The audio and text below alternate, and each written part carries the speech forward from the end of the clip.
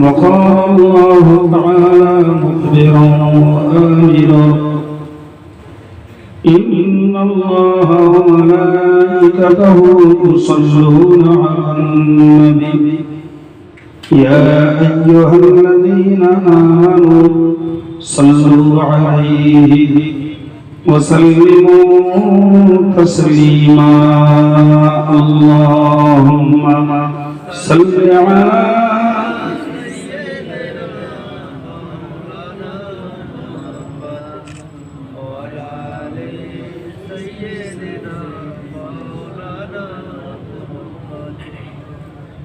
মুরুদুল মুহাম্মাদি মুদের প্রিয় নবী ধন্য ভুবন মুদের নবী চরণ ধুলালি আরব দেশে জন্ম নবী আব্দুল্লাহরি ঘরে সবার সেরা নবী মোদের এলেন সবার করে মা আমিনার কোলেরই চাঁদ করে জলমল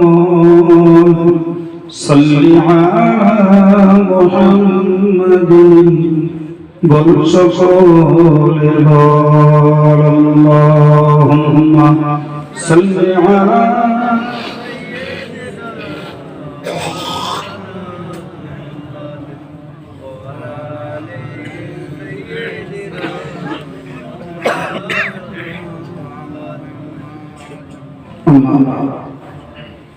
فأعوذ بالله من الشيطان الرجيم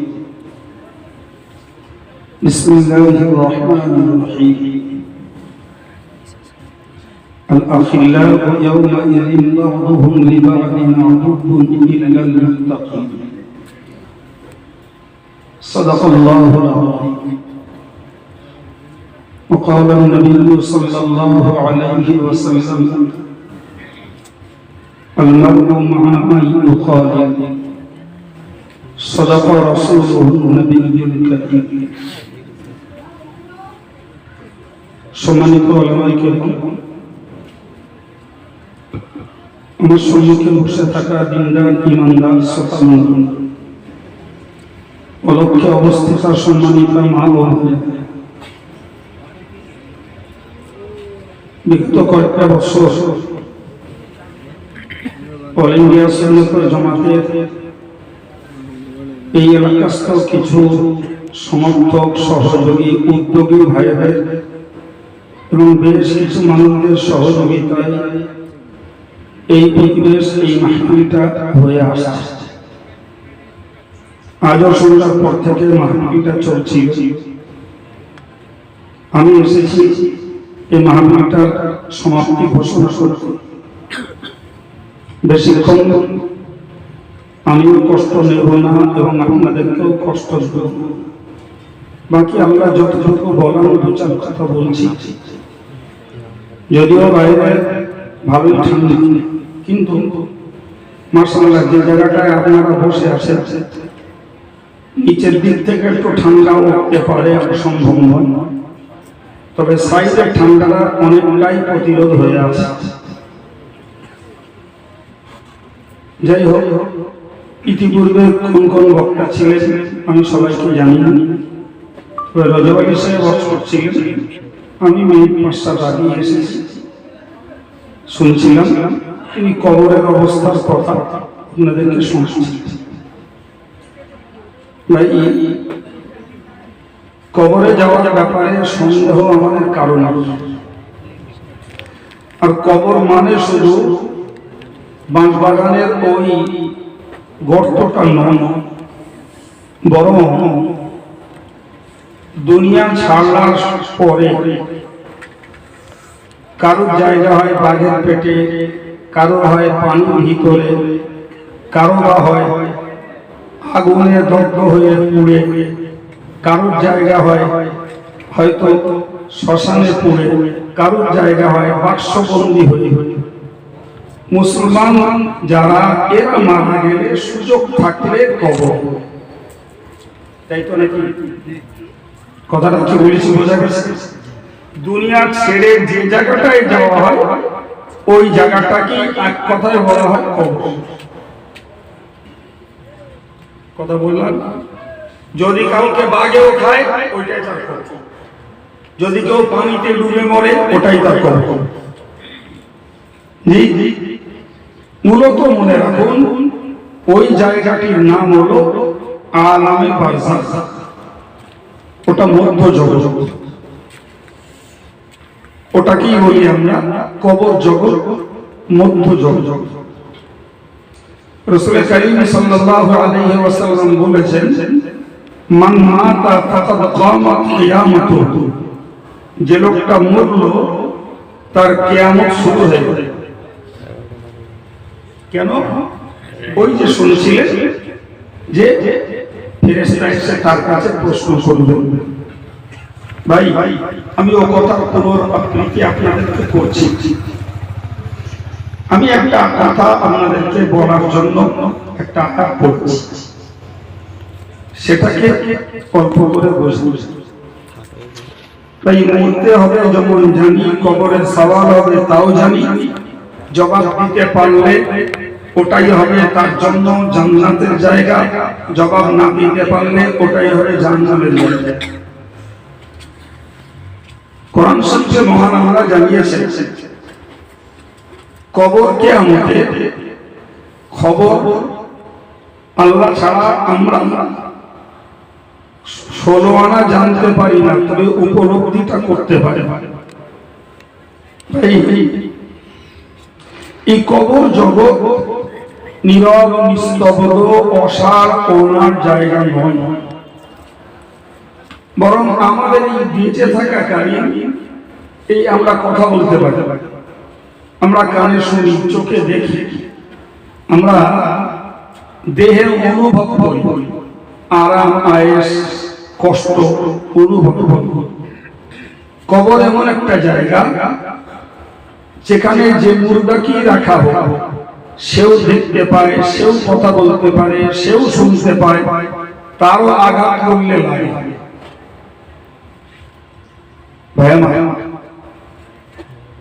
হাদিস পাকে এসেছে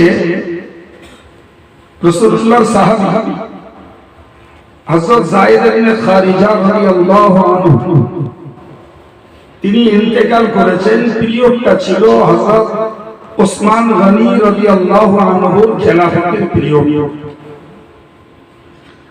তো মুসলিম জগতের যারাই খলিফা তারা যখন 5 ওয়াক্ত নামাজের ইমাম, জুমার নামাজের ইমাম, জানাজার ইমাম, সুবহানাল্লাহ, আমাদের দেশের সামান্য জনপ্রতিনিধিদেরও নামাজ পড়ার সময় হয়, আর তেনারা শুধু নামাজ পড়তেন না বরং পড়াতেন।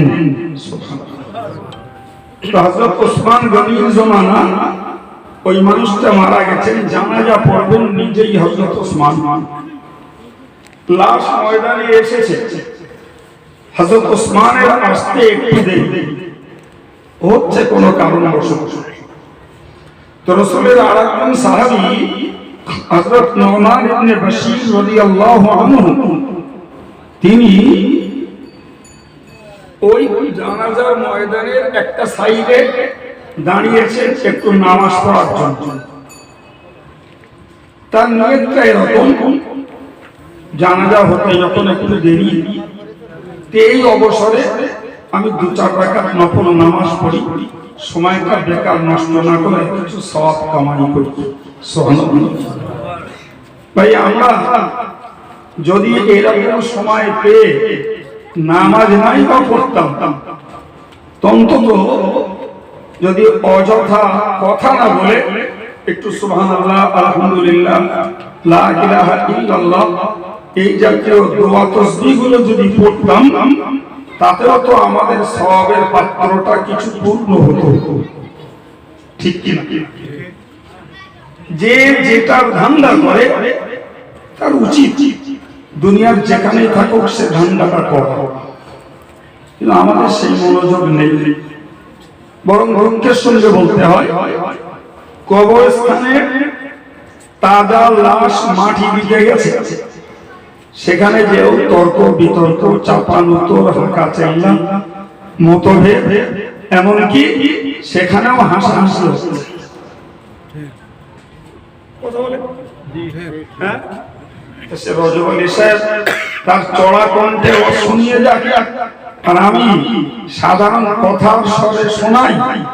ভাই আল্লাহ জানেন যাদের চেতনা ফিরেছে তাদের জন্য বিষয়গুলি ভাববা, কিন্তু যাদের চেতনা ফিরেনি খোদা ভালো জানেন, হয়তো আজরাইলের সঙ্গে দেখা না হওয়া পর্যন্ত অনেকের চেতনা ফিরবে না।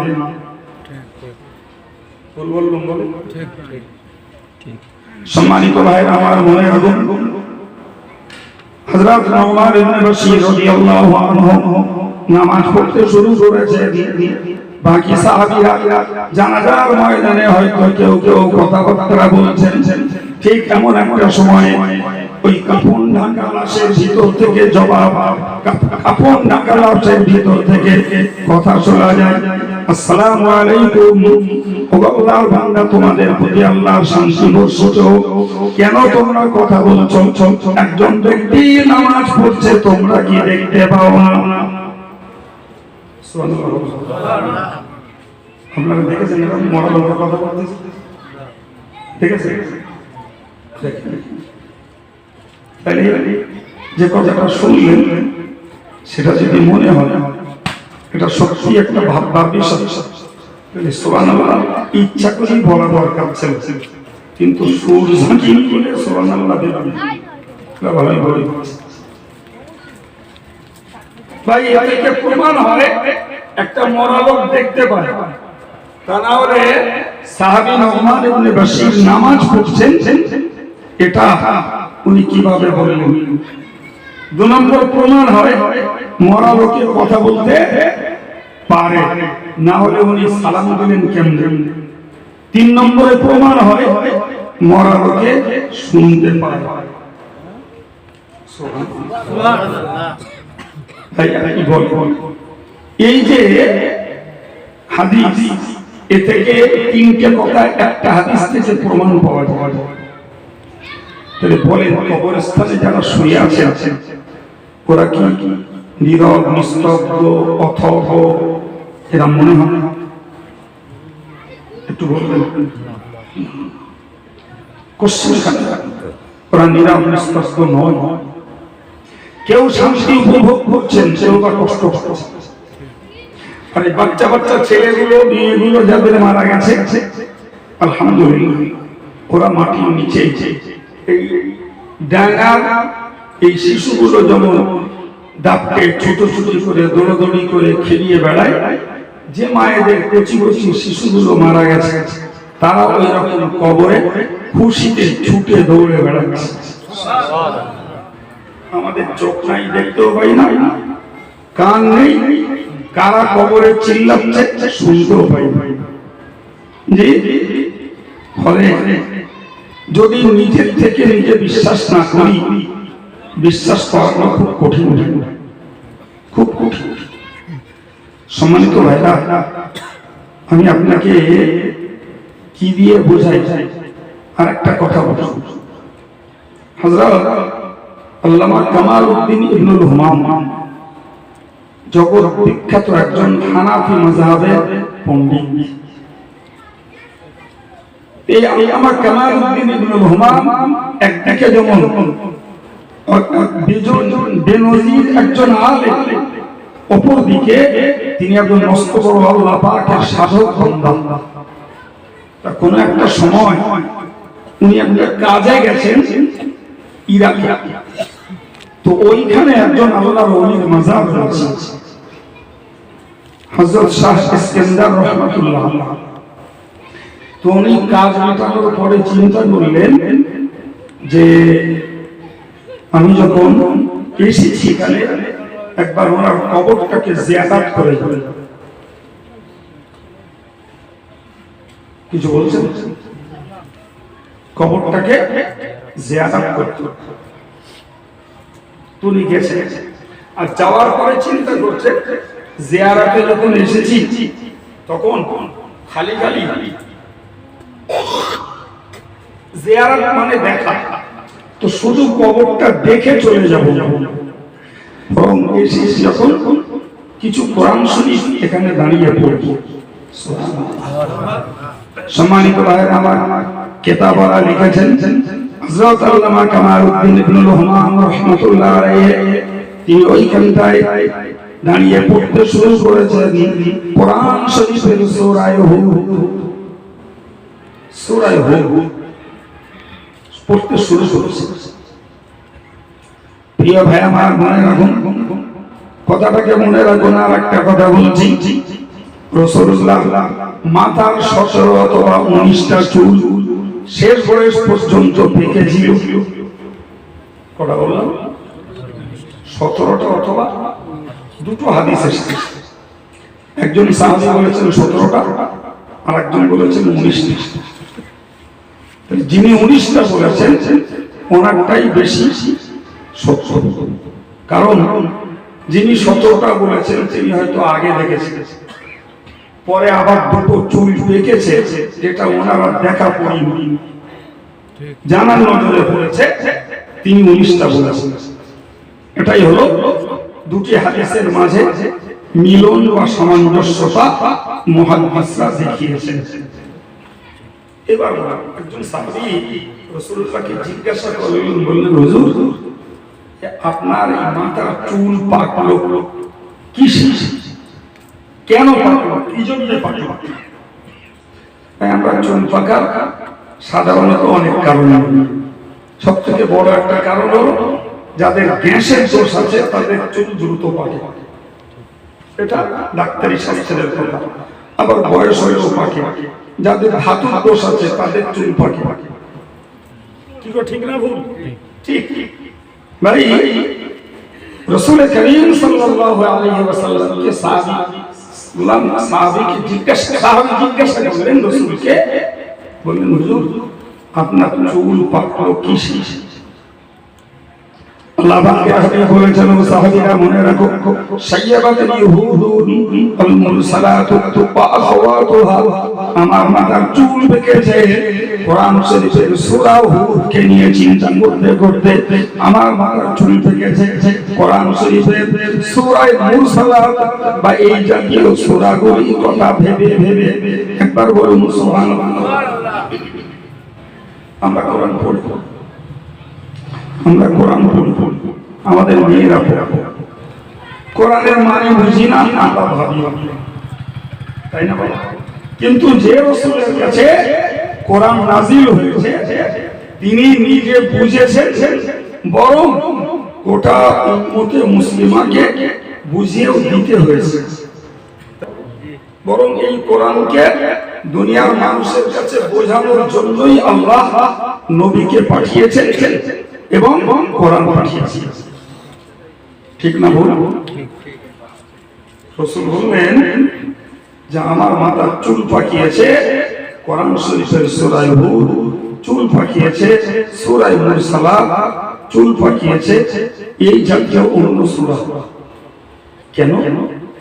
এবার বুঝেন ভাই, সূরা হুদের ভিতরে রয়েছে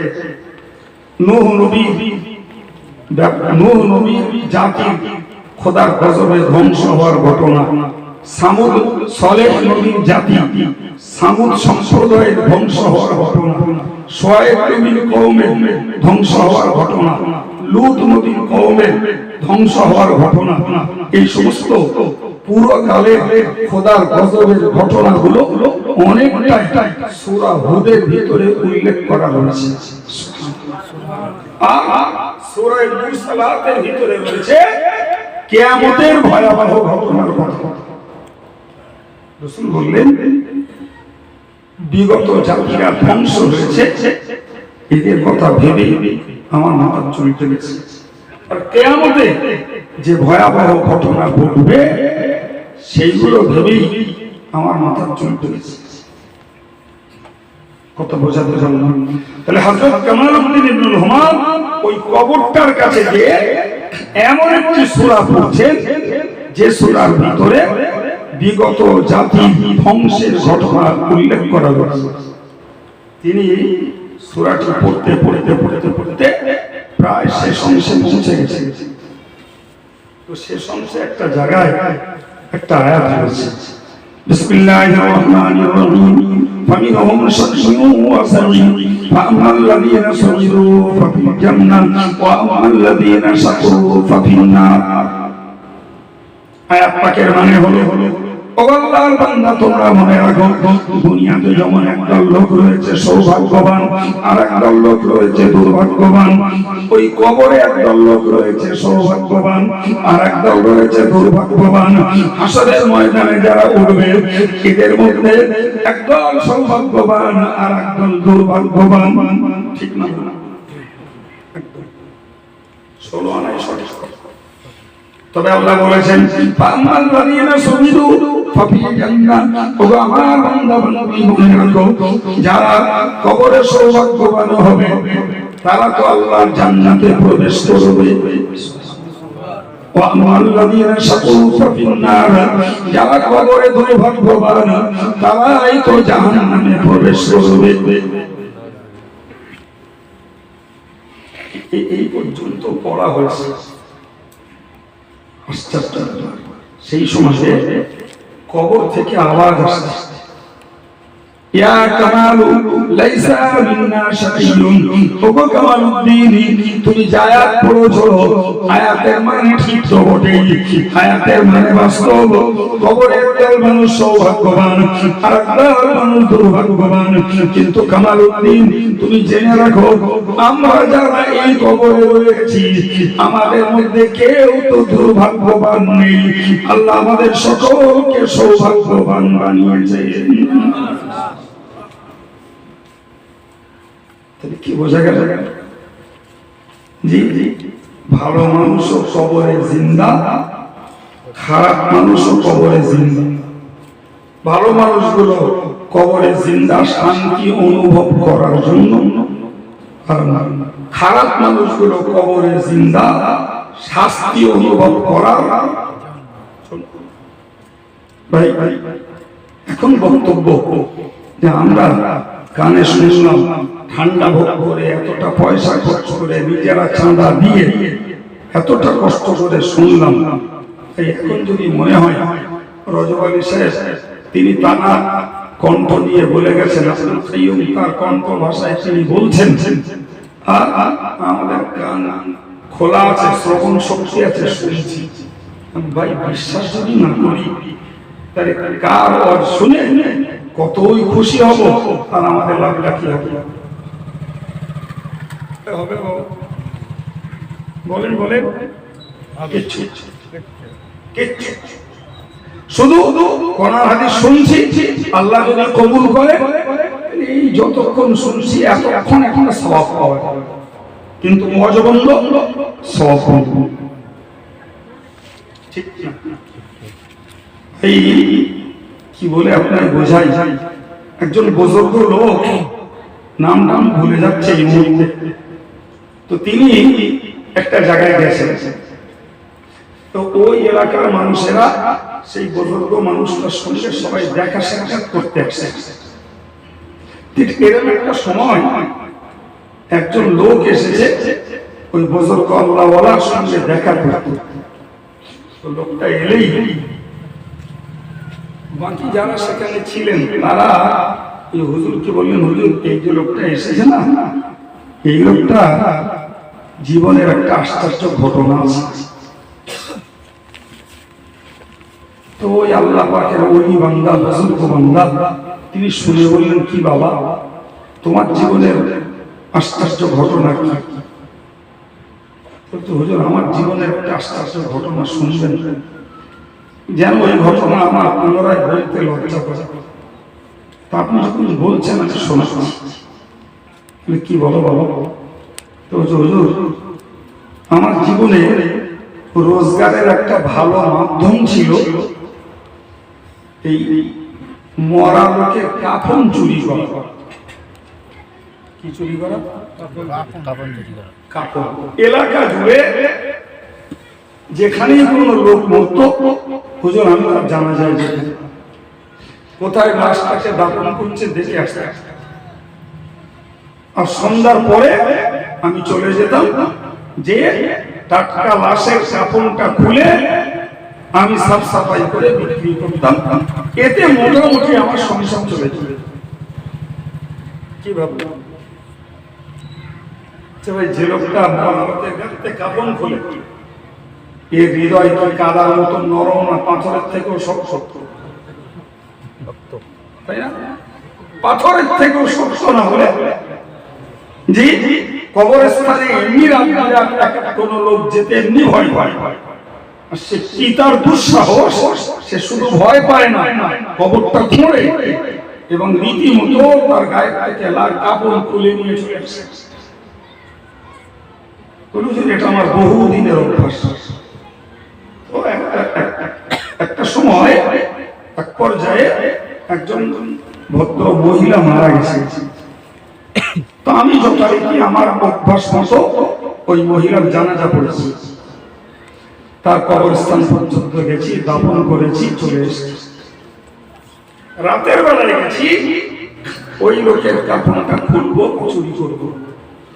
বলে হুজুর আমি সবে কবরের একটা সাইড খুলে হাত বাড়িয়েছি,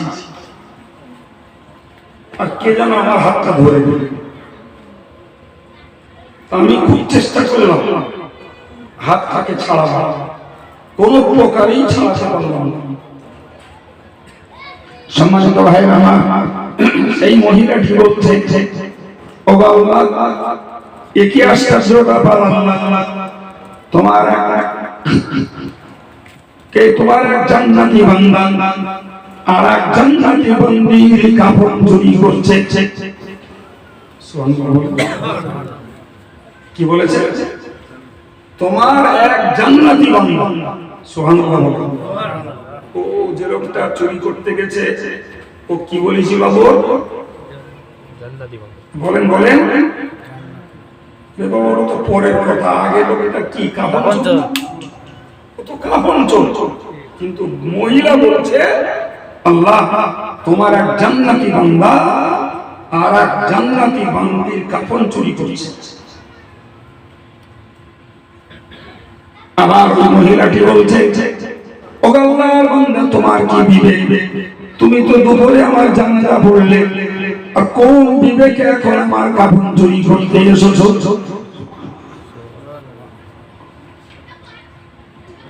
ভাই এই যত দুঃসাহসী হচ্ছে, এই কথা শুনে তার চোখ দাঁড়িয়ে গেছে।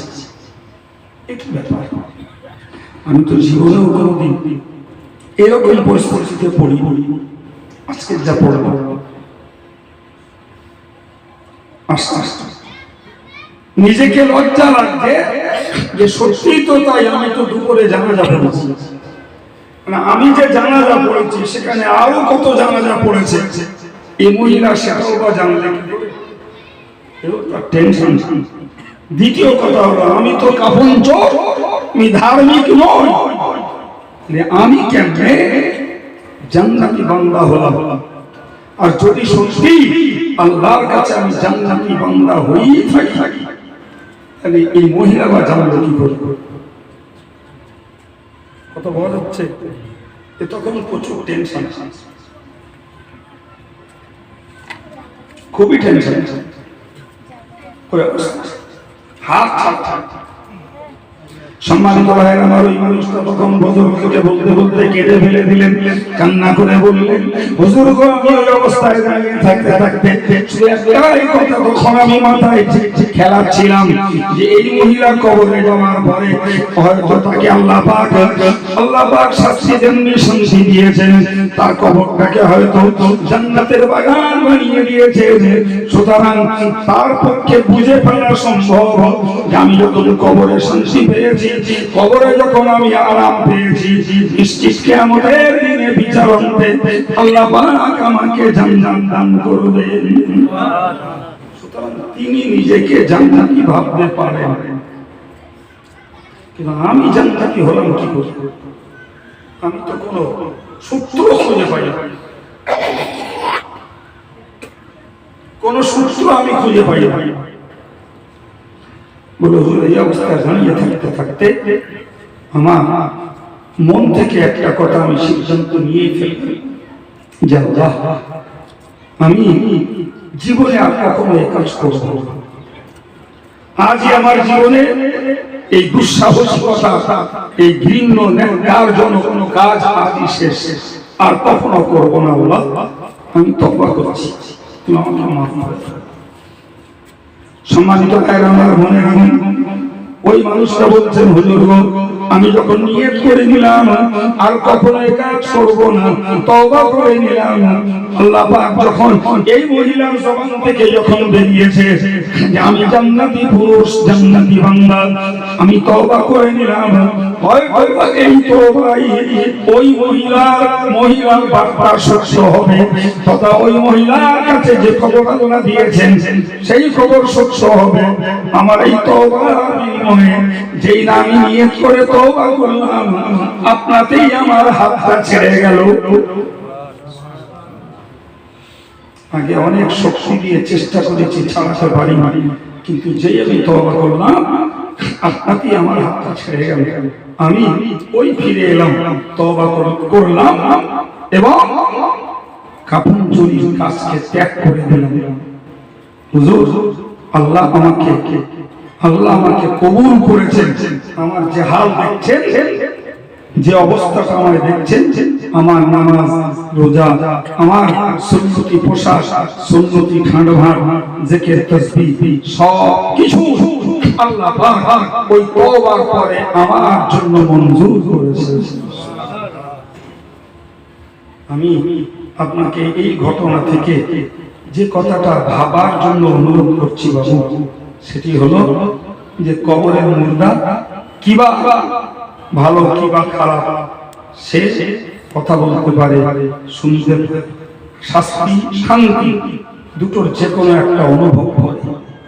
আমরা সেই কবরের জায়গায় যাব, কেবা শান্তির যোগ্য, কেবা শাস্তির যোগ্য, আল্লাহ বেহতার জানেন, আমরা কেউ জানি না।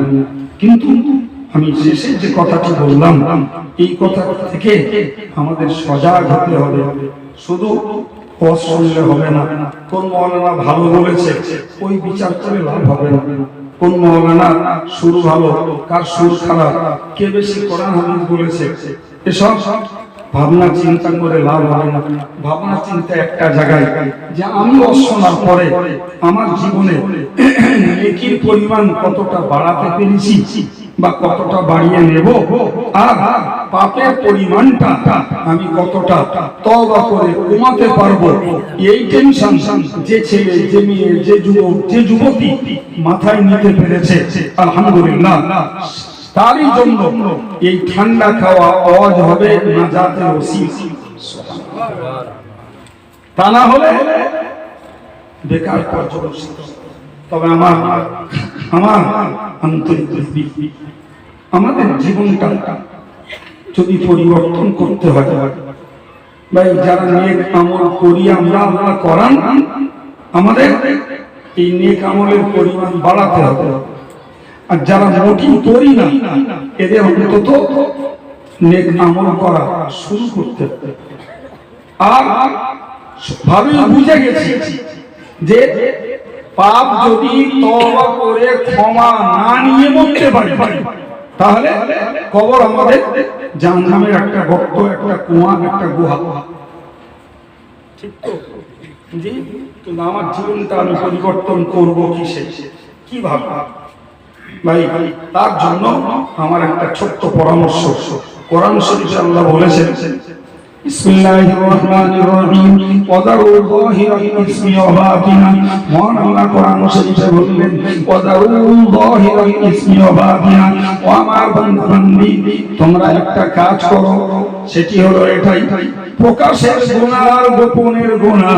যে গুনাহ করো সবাই জানে, আর যে গুনাহ করো কেউ জানে না, এই দু রকমের গুনাহ দুটোকেই ছাড়ো। আমি বলিনি বাবু, বলেছেন আল্লাহ। আমি আল্লাহর কথাটা বাঙালি ভাইদের কাছে বাংলায় বলবো। আল্লাহ বললেন, তোমরা প্রকাশের গুনাহ আর গোপনের গুনাহ, যে গুনাহ করো লোকে জানে এটা কেউ ছাড়ো, আর যে গুনাহ করো কেউ জানে না ওটা কেউ ছেড়ে দাও। দুটোই ছাড়ো। আমি ছেলেদেরকে বলবো, ধরে নেন। আমি আপনাদের কাছে এই আয়াতটাই এখন পড়লাম যে আল্লাহ বলেছেন গুনাহ ছেড়ে যাও। আর আমি জিজ্ঞেস করছি, ভাই আল্লাহ তো গুনাহ ছাড়তে বলেছেন, তো আমরা কি করব বা আপনারা কি করবেন? জবাবটা কেরাম আসবে বলেন? এরকম কেউ বলবে হ্যাঁ ছাড়তে হবে, কেউ বলবে ছাড়তে পারলে ভালো, কেউ বলবে ছাড়া যায় কি চেষ্টা করে দেখতে হবে। বলে এই ছাড়া অন্য কোনো ভাষা আসবে বলে মনে হয় না।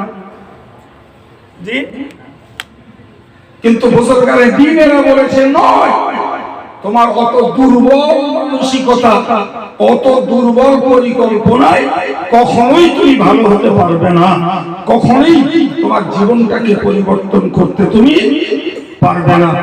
একটা কাজে করতে পারো, সেটা হলো তোমাকে একটা শক্ত সিদ্ধান্ত নিতে হবে, একটা শক্ত পরিকল্পনা নিতে হবে, তবে তোমার জীবন থেকে পাপ দূর হবে। আর বেআমল গুলো মানে বাদ যাওয়া আমল গুলো তোমার জীবনে আমলে পরিণত হবে। শক্ত একটা সিদ্ধান্ত। কিরকম? আল্লাহ বলেছেন বান্দা গুনাহ ছেড়ে দাও, এক মুহূর্তেই বলে ফেলো ছেড়ে দিলাম। আল্লাহ ছাড়তে বলেছেন, ছেড়ে দিবেন। এটাই বুজুর্গানের দ্বীনদের পরামর্শ। ছাড়তে হবে কিংবা চেষ্টা করতে হবে, কিংবা ছাড়তে পারলে ভালো, কি যে ছাড়বে তার ভালো, ওই সমস্ত নাটকীয় কথায় জীবনেও তুমি গুনাহ থেকে বাঁচতে পারবে না। আর জীবনেও তুমি বেনামাজি হলে নামাজ পড়তে পারবে না, গান ভঙ্গ হলে গান ছাড়তে পারবে না, তুমি কোনো দোষ শুধরাতে পারবে না, আর কোনো বাদ যাওয়া আমল করতে পারবে না। একটাই কাজ করতে পারো, কি করতে হবে বলেন? সিদ্ধান্তটা নিতে হবে শক্ত। আর জীবনে মোবাইলে ফ্রি ফায়ার খেলবো না, কাউকে বলতে হবে না। প্রয়োজনে নিজেকে খেলবো না বলে জেগে করতে হবে। কারো বলার দরকার নেই, কারো শোনাবার দরকার নেই। আর জীবনে গান শুনবো না। মেয়েরা পাক্কা নিয়ত করুক, জীবনে আর কোনোদিন বেপরদায় রাস্তায় পার হব না, পুরুষের সঙ্গে কশ্চিন কালো আর গলাবাজারি করব। এই শক্ত সিদ্ধান্ত নিতে হবে। জীবনে কশ্চিন কালো গালি গালাজ করব না। এ জবান দ্বারা মিথ্যা বলবো না, কি করব। বুজুর্গানে দ্বীনেরা বলেছে, যদি তুমি এইরকম শক্ত সিদ্ধান্ত, কঠিন একটা পরিকল্পনা নিতে পারো, তবে ইবলিস তোমার কাছে মার খাবে এবং তোমাকে আর পাপ কার্য করাতে যাবে না। জানবে ওর নিয়ত পাক্কা হয়ে গেছে। কিন্তু বিশ্বাস করুন ভাই, আমরা যারা পাপী, পাপ ছাড়ার ব্যাপারেও আমাদের নিয়ত তৈল নিয়ে ওই রকম। হ্যাঁ, নামাজ কালাম পড়ো সময় হয়। এখন একলা মানুষ পড়তে পারতেছে না, ছেলেটা বড় হলো তখন ইনশাআল্লাহ পুরো আল্লাহওয়ালা হয়ে যাবে। এসব কি কোনো নিয়ত হলো? এই কথা বলছেন না কেন? এসব কোনো নিয়তের জাত? হ্যাঁ, পুরো ধোঁকাবাজি কথা। আল্লাহ পাক নবী বলেছেন, বাদিল আমালি ফিতানান। ওগো আমার বান্দা বান্দি, আমি আল্লাহ তোমাদেরকে জানিয়ে দিলাম, বাদিল আমালি ফিতানান। ফিতনার জামানাতে তোমরা নেকির কাজটাকে জলদি করো। এই জলদি করার মানে এই নয় যে নামাজে নিয়ত দিয়ে টপাটপ মেরে চলে যাও, ওর নাম জলদি না। কোরআন শরীফ পড়তে শুরু করলাম একদম রেলগাড়ির মতো, এসব নামাজ করো। কোরআন পড়া ওরা চাই, কোরআন নামাজ আল্লাহ চাই। আল্লাহ আমাদের হেফাজত করেন, বলুন আমিন। কোনো ইবাদত শুরু করে ব্যস্ত হলো না, বরং জলদি করার মানে হলো ও বান্দা বান্দি তুমি এখনো পর্যন্ত যে আমল করবে করবে করবে বলে ওয়াদা করছো, বারবার তুমি ওয়াদা খেলাপ করছো। না না, তোমার যদি মনে হয় আমি 50টা টাকা দান করব, পকেটে আছে দিয়ে ফেলো, করব বলে ওয়াদা করো না, পরে টাকা খরচ হয়ে যাবে, অথবা টাকা থাকলেও তোমার মন পাল্টে যাবে। নামাজ পড়বে বলছো যখন আগামী জুমা থেকে পড়বো না, আগামী রমজান মাস থেকে পড়বো না, এই জাতীয় নিয়ত করো না।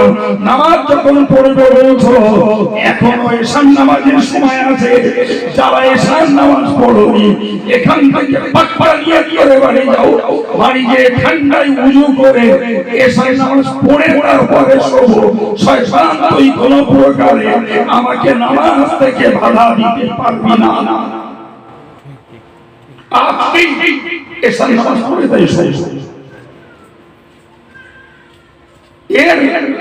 এর মানে হচ্ছে জি জি আমল জলদি করো, শুরু করে তাড়াতাড়ি করো না, শুরু করতে তাড়াতাড়ি করো। এই কথা বুঝতে পারেন না? তওবা করবো কি ব্যাপার, ওই আমার কাছে 15,000 টাকা দামের হুজুর আসবে, তার কাছে তওবা করবো। জি জি সর্বনাশ করো না, 15,000 টাকা দামের হুজুর আর 1.5 লাখ টাকার হুজুর, যে হুজুরের কাছে তওবা করো বাবা, তওবা নিজের কাছে, কোনো হুজুরের কাছে না। তওবা নিজের কাছে, নিজের পাপের কাজের তালিকাটা নিজে খোলো। নামাজ পড়িনি, মিথ্যা কথা বলেছি, তাস খেলেছি, জুয়া ফুটিয়েছি, মোবাইল দেখেছি, Free Fire, PUBG, blue film, pornography, Star Bangla, Zee Bangla, Star Jalsha, Zee Bangla দেখে দেখে জীবনটাকে সর্বনাশ করেছি। তওবার মানে আল্লাহ যা করেছি তুমি মাফ করো, আর জীবনে করবো না করবো না করবো না করবো না করবো না, যতক্ষণ পারো বলো, ওদিকে আর মন দিও না। কোন পীরের বাচ্চা, কোন 20,000 টাকা দামের বিক্রি হওয়া গোলাম আর কিংবা বেদামি কোন হুজুর কারণ লাগবে না, তোমার নিজের সফল পরিকল্পনাটাই তোমার জন্য তওবা। বোঝা যায়নি কথা? জি আমাদের পরিকল্পনাগুলোই হয়েছে তোলো, তার 1 পয়সা না, 1 পয়সা না। জি জি সুতরাং হাদিস পাকের এই বক্তব্য বাদিউ বিল আমালি ফিতানান, তোমরা ফিতনার যুগে আমলগুলো জলদি করো, আমলগুলো জলদি করো, করবে বলে ফেলে রেখো না। জিকির করবে, জিকির করবে, তুমি কবে তীর ধরবে, কবে কার কাছে বায়াত হবে, সেটি খাঁটি পীর না ভণ্ড পীর, কত পরীক্ষা নিরীক্ষা করে শেষ পর্যন্ত হয়তো আমি ধোকায় পড়ে যেতে পারি। কারণ দরকার নাই, আল্লাহ জিকির করতে বলেছে, আমি শুরু করলাম, আমি শুরু করলাম। জি জিকির করতে আব্দুল কাইয়ুম বলিনি, রজবাজি বলিনি, ইয়াকুব সাহেব বলিনি, জিকির করতে বলেছেন আল্লাহ। কে বলেছেন? আল্লাহ। জি যখন সময় পাই, নামাজের পরে পাঠিতে বসে পারি, আর ওই জলকরের মাঠে ফাঁকে বসে পারি, জি আর নিজে বাইক চালাতে চালাতে পারি, আর ট্রেনে কলকাতা ছিটে বসে বসে পারি, যেখানে পারবো জিকির আমার আল্লাহ করতে বলেছেন, এবং তার জন্য নির্দিষ্ট সময় বেঁধে দেননি যে এই সময় করা যাবে, এই সময় করা যাবে না, যখন ইচ্ছা করো। যদিও কোরআন থেকে আমরা একটা ইঙ্গিত পাই যে বাদ মাগরিব এবং বাদ ফজর বেশি বেশি করে তাসবিহ করতে, জিকির করতে আল্লাহ পাক অনুমতি দিয়েছেন। এর মানে এই না যে মাগরিবের পর ছাড়া আর ফজরের পর ছাড়া জিকির তাসবিহ পড়া যাবে না, বরং পড়া যাবে অল টাইম। ওই দুটোটাই আরো বেশি গুরুত্বপূর্ণ। কত বলে, কবে পীর বলবে তাই জিকির করব, কবে হুজুর আসবে তাই তওবা করব, কবে দাঁড়ি বক্তা আসবে তাই তার কাছে দিয়ে আমি হাতে হাত দিয়ে আত্মসমর্পণ করে সোজা হব। ভাই এসব ছলনা, ভাই এসব ছলনা। এসব যেটা, এসব শুধুমাত্র স্পিকার, আসলে কিচ্ছু হয় না। তাই বুঝতে পারেননি? তওবা কার কাছে? কি বলেছি জোরে বলে? নিজের বিশ্বাস। অনেক দিনদার ইমানদার আল্লাহওয়ালা মানুষ রয়েছেন, আমি তাদেরকে উপদেশ দেবো এই যোগ্যতা আমার নেই। তবে সবাইকে নিয়ে যেহেতু বসেছি, এই আলোচনা কারোর জন্য হতে পারে হেদায়েতের, আর কারোর জন্য হতে পারে হেদায়েতের পথে আরো উন্নতি। ঠিক কিনা বলে? জি জি, আল্লাহ আমাদের সবার জন্য এই আলোচনাকে কার্যকর করার তৌফিক নসিব করেন। যারা হেদায়েতের পথে নেই, আল্লাহ তাদের হেদায়েত নসিব করেন। যারা হেদায়েতের পথে রয়েছে, তাদের আমলে জিন্দেগি, জিকিরের জিন্দেগিতে আল্লাহ আরো বরকত দেন। সবাই বলেন আমিন। আর একটু জোরে বলেন আমিন।